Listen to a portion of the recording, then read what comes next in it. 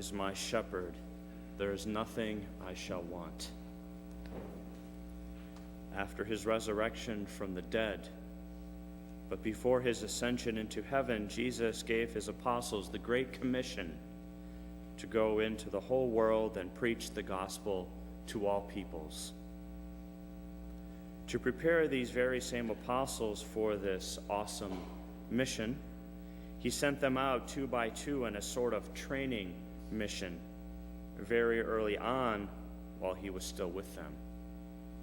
And in today's gospel, Jesus gets a report from them on all they had done and taught.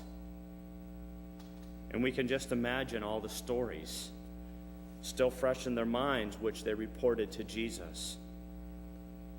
What did each one say to him? Did any of them tear up as they explained the great things worked through them in Jesus' name?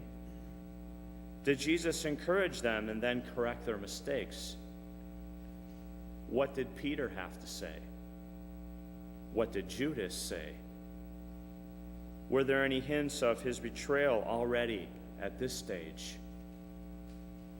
What did young John have to say? We can imagine that there were even perhaps bouts of laughter at some of the comical things which happened on their mission as they reported it.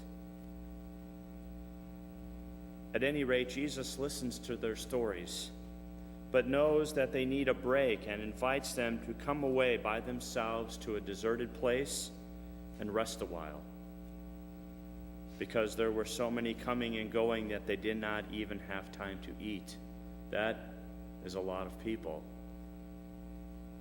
And so they got into a boat and took off to get away, and Jesus teaches us by his example,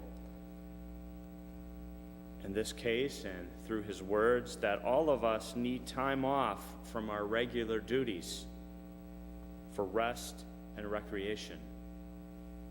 Rest and recreation in balance is healthy and proper for growth, development, and rejuvenation in the apostolic life.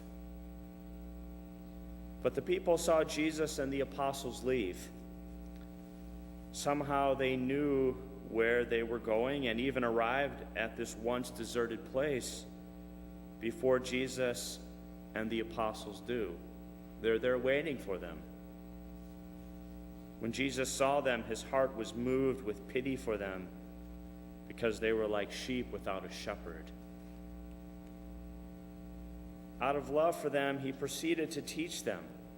His sacred heart, which will eventually be pierced for love of all mankind, was moved with pity for these children of Israel.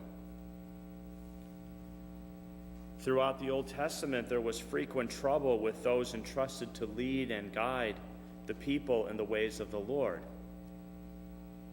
They failed in their responsibilities.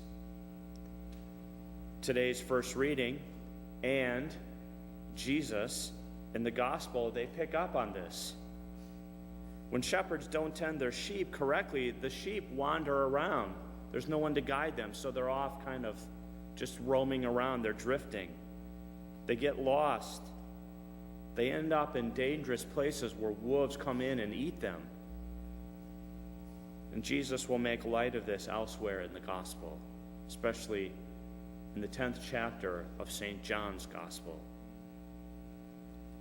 In the days of old, while there were bad shepherds, there were also good shepherds who truly made a valiant effort to shepherd the sheep of Israel properly. The good shepherd, Jesus, shows by word and deed what it means to be a good shepherd. And it can be summed up, in a sense, in one word: sacrifice.